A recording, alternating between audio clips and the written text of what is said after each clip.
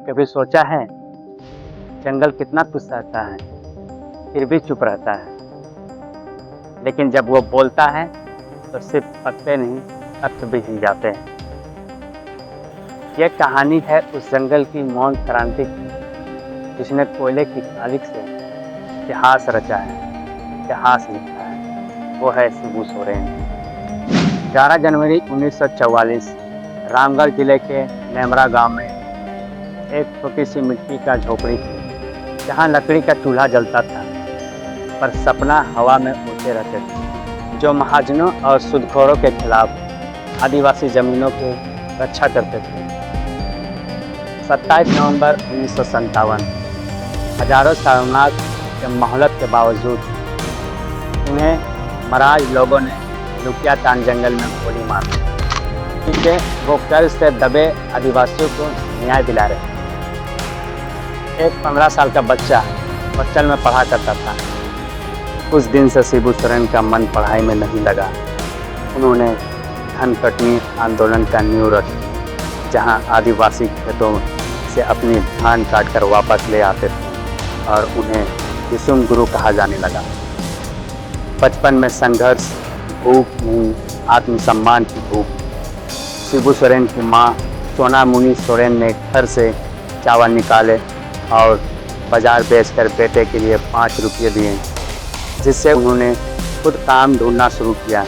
एक बार दुकानदार ने उसे कहा, तुम जैसे जंगलियों को पढ़ने का क्या हक है? शिबू सोरेन ने कहा, तुम किताब बेचेगा, मैं इतिहास लिखूंगा, मैं इतिहास बनाऊंगा। आंदोलन का पहला सूरज, झारखंड मुक्ति की राह। 1960 ईस्वी में उन्होंने संथाल नव युवक संघ बनाया। 1972-73 में आदिवासी अधिकारों की लड़ाई को संगठित करने के लिए झारखंड मुक्ति मोर्चा स्थापित किया। आदिवासियों की जमीन, पहचान और राज के लिए जन आंदोलन का नींव रखा। राजनीतिक संसद और सियासी मोड़।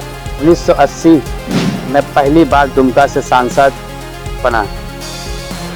2004 में केंद्रीय कोयला मंत्री बने, फिर इस्तीफा भी दे दी।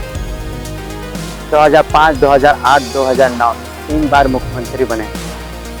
उनका सफर विवादों से भरा था, जिनमें चिरूडी कांड, हत्या आरोप, जमानत शामिल है। लेकिन जिसने जमीन से सत्ता को झकझोड़ा उसका नाम स्याही नहीं लहू से लिखा जाता है। निधन, चेतना का चिंगारी। 4 अगस्त 2025 को दिल्ली में सर गंगा राम हॉस्पिटल में 81 वर्ष की उम्र में शिबू सोरेन ने अंतिम सांस ली।